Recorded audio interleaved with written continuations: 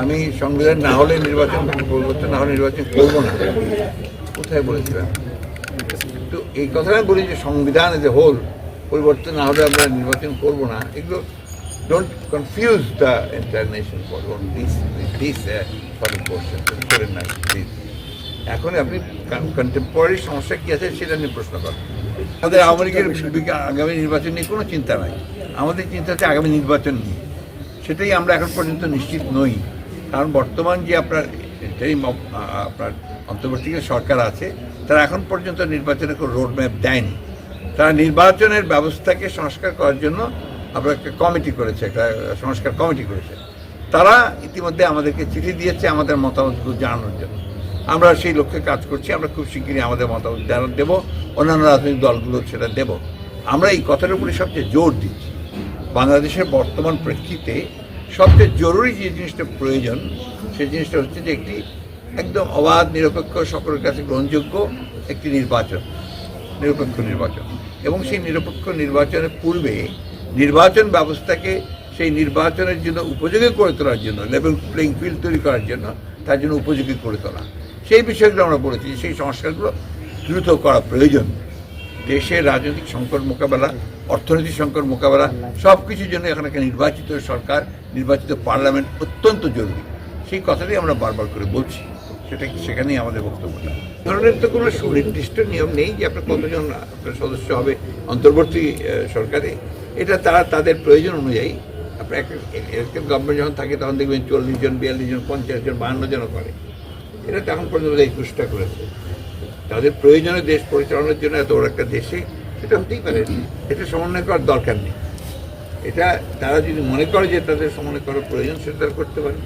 আলোচনা তো আমাদের ইতিমধ্যে 3বার করেছে। আর কাকে তারা সমন্বয়কারী বানাবে, উপদেষ্টা বানাবে, কাকে বানাবে না, এটা দায়িত্বটা সম্পূর্ণ হবে হচ্ছে প্রফেসর ডক্টর ইউনূসের, ইজ দ্য চিফ অ্যাডভাইজার।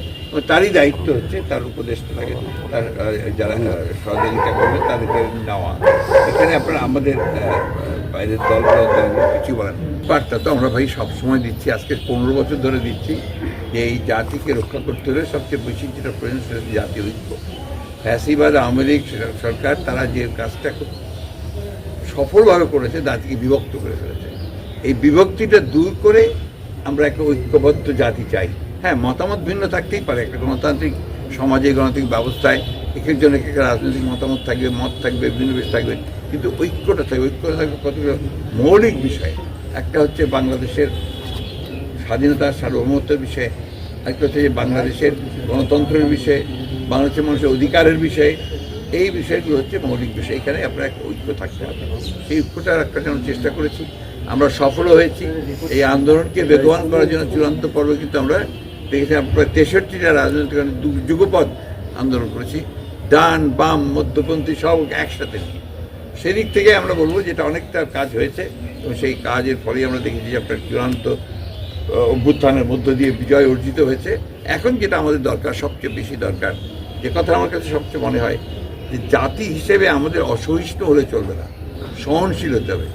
এত বড় একটা 17 বছরের একটা জঞ্জাল, একটা আপনার গার্বেজ তৈরি করা হয়েছে, এটাকে সরাতে আপনি 17 দিনেও সম্ভব না, 17 মাসেও সম্ভব না। Truth, very frank. এর জন্য আপনাদের যারা আছেন তাদেরকে একটু সময় দিতে হবে। তাদের প্রধান যে দায়িত্ব সেটা আমরা বারবার করে বলছি যে তাদের সবগুলো সংস্কারে হাত দেওয়া আমরা মনে করি যে খুব বেশি প্রয়োজন নেই। সেটা নির্বাচিত যে পার্লামেন্ট আসবে সেই পার্লামেন্ট সেই কাজগুলো করবে। এখানে এই সরকারের মূলত দায়িত্ব হবে ওই নির্বাচনের জন্য একটি আপনার লেভেল প্লেইং ফিল্ড তৈরি করা, এবং সকলে যেন ভোট দিতে পারে এবং সকলে যেন অংশগ্রহণ করতে পারে তার জন্য একটা কাজ তৈরি করা।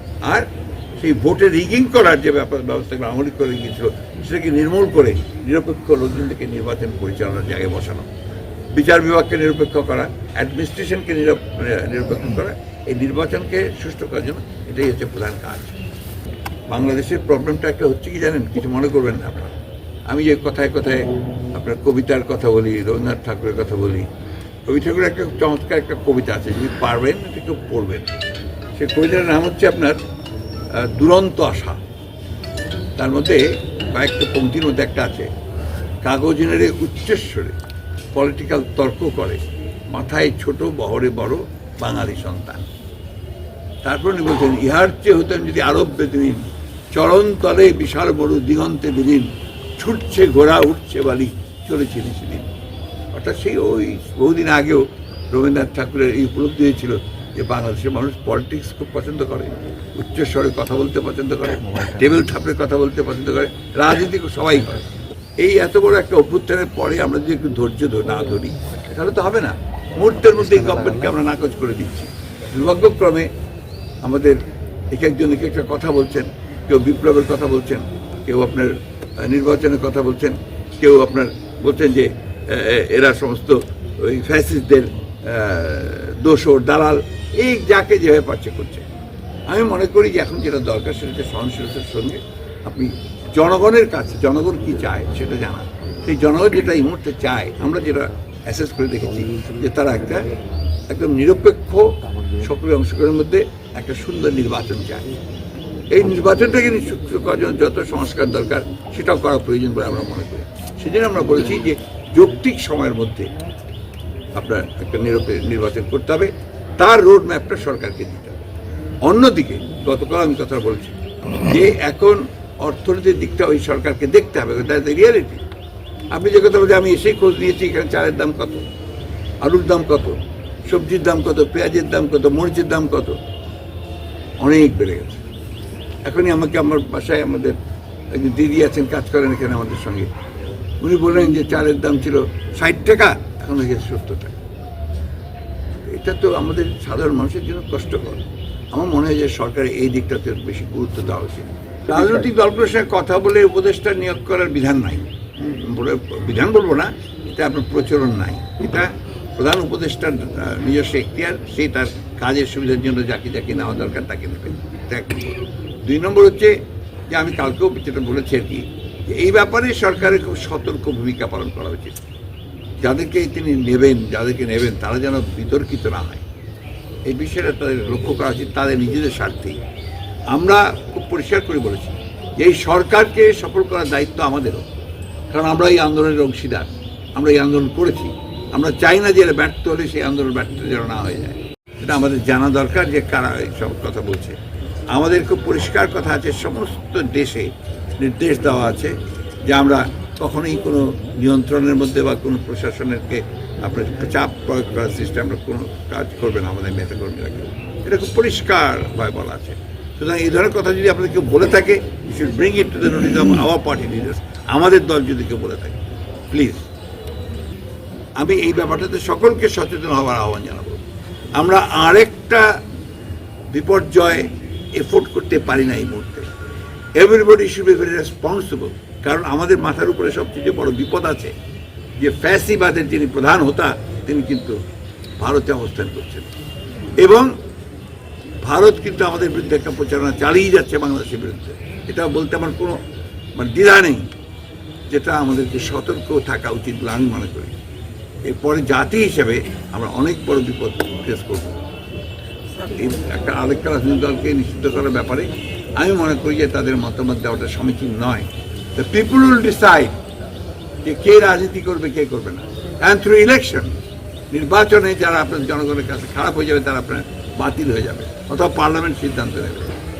ওই যে মতামত আপনাদের মধ্যে একটা এই থ্রু সোশ্যাল মিডিয়া ছড়ানো হচ্ছে, এটা এটা নিয়ে আমি সব রকম আপনাদের সমালোচনা শুনেছি। আমি বিশ্বাস করি আমি গণতন্ত্রের একজন গণতান্ত্রিক একটা ব্যক্তি।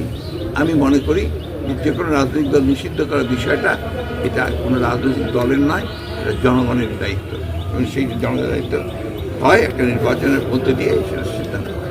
They will decide.